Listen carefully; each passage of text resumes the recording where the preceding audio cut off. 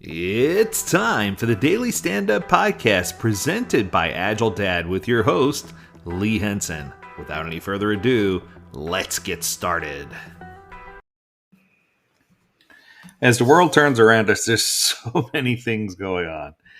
Whether you just recently witnessed the Johnny Depp Amber Heard trial, or whether you're still in shock over the war in Ukraine, or whether you're celebrating Pride Month, or whether you're, no matter where you are and what you're celebrating or what's happening in your life, whether you're concerned about the state of inflation and the way the things in the world are going around you, there's one common thread in all of these that we need to be mindful of to make sure we don't get caught in a trap. So today on our Agile, Not So Agile Friday episode, I thought I would talk about the trap of judgment. And one of my favorite artists, their name is Ginger, Jinger. They are from the Ukraine, but I'm not going there. That's just neither here nor there. And they have a song called Judgment and Punishment, and I made it the ringtone of my phone. The reason I did is because of a few of the lines in the song where she talks about your judgment will be your punishment, that you shouldn't be judging other people.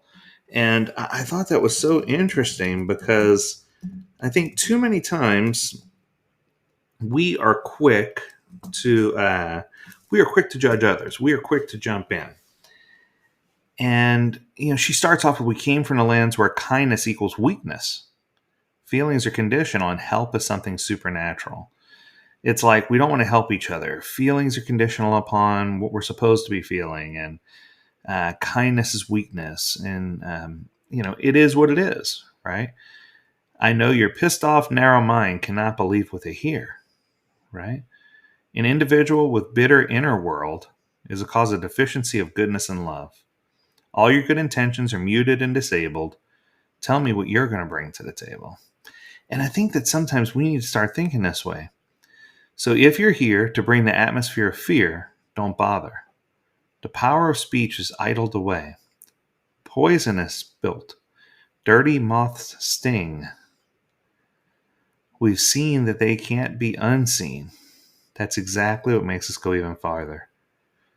It's so interesting to see how someone from a different culture, whose primary language is a different language, gets this and understands it. And it warms my heart to hear that she is trying to tell everyone not to be influenced by all the outside things, and certainly not to judge other people, not to look upon other people.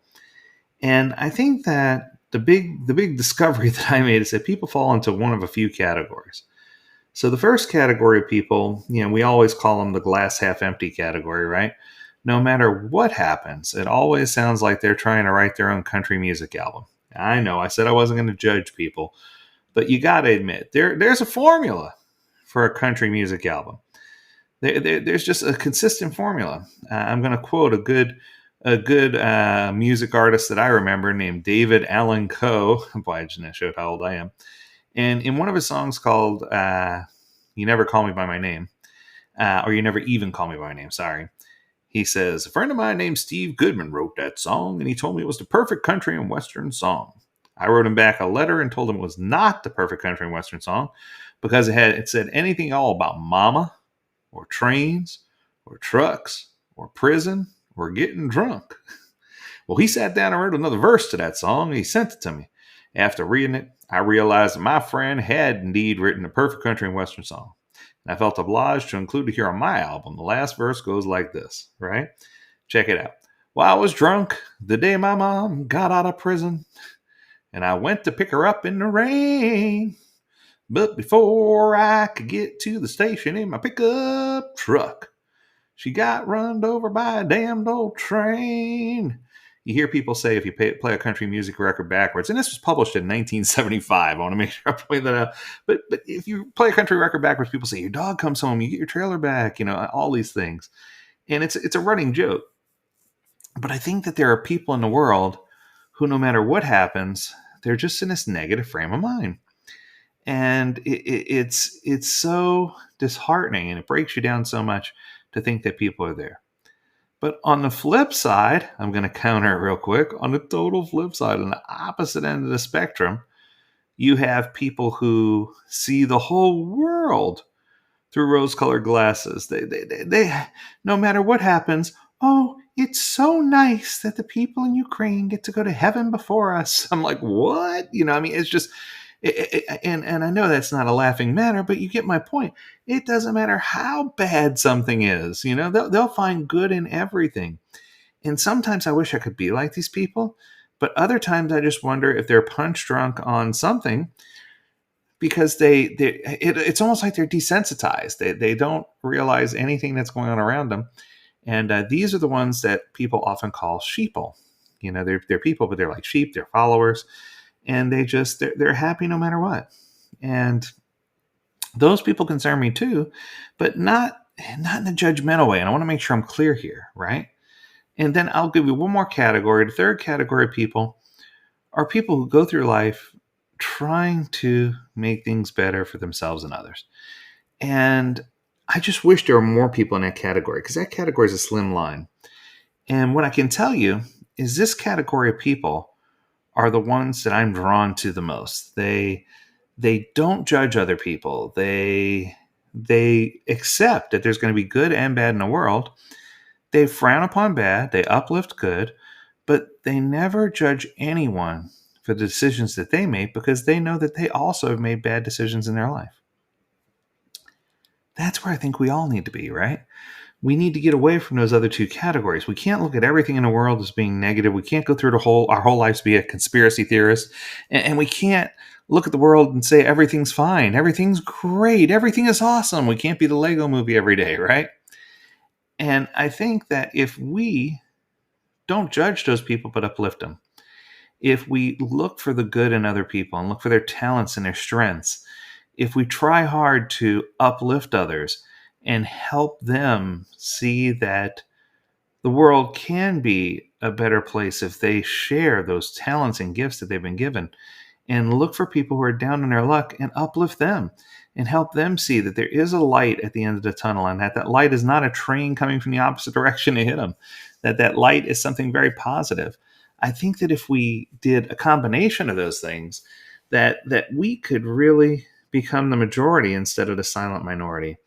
And the point I'm trying to make here overall, folks, in case you haven't gotten the whole context, is that we have struggled so much with persuasion and with bias and with things going on around us.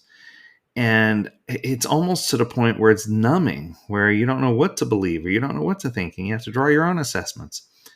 But no matter what you do, as long as you come at it from a perspective of love, and as long as you come at it with a perspective of, hey, the world's still going on around us, and we need to love and respect and honor and celebrate. I think one of the most beautiful people I've ever met were the people of Fiji. And while we were there, they were talking about, oh, there's so many things happening right now. We were asking in Suva, so what's going on? Are there any special holidays or anything while we're here?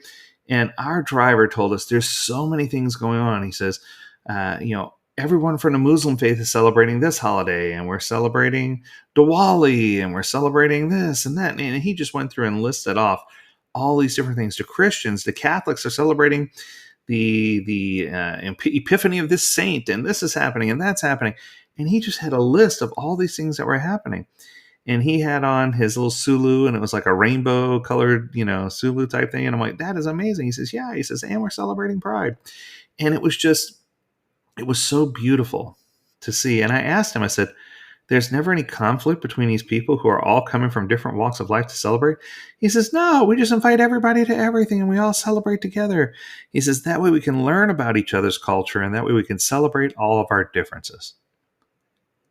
I just thought to myself, if there could be a more perfect place in the world to live, where would it be? There's not. When people celebrate differences, where people learn and are willing to learn, where people are accepting and loving, where people don't judge, where people don't let media or outside influence bias or influence the way that they feel, right? No one can cause you to think or feel a certain way. No one can cause you to react a certain way. And I think I want to close with one more reminder of the lyrics from Tatiana from Ginger. She writes these. And she goes on to say, where kindness equals weakness. I got news for you. Kindness doesn't equal weakness. Feelings are conditional. Feelings shouldn't be conditional. Help is something supernatural. Help should be there every day. But the line that says it all right here is, your judgments sign your own punishment. Your judgments sign your own punishment. So if you don't want to be punished for judging others, don't let the influence get to you. Find a way to be a better person. Find a way to get your head above all the smoke and do what you can to make the world a better place. Because I'm telling you right now, if you get to a point where you can uplift others and stop judging, wow, you're going to help so many people become the vocal majority instead of the silent minority. And we're going to have a world that's filled with happiness and joy as opposed to pain and sorrow. That's going to do it for today. I hope you have an amazing weekend. And until Monday, I encourage you to stay healthy, stay well, and stay agile, my friends. Until next time, do take care.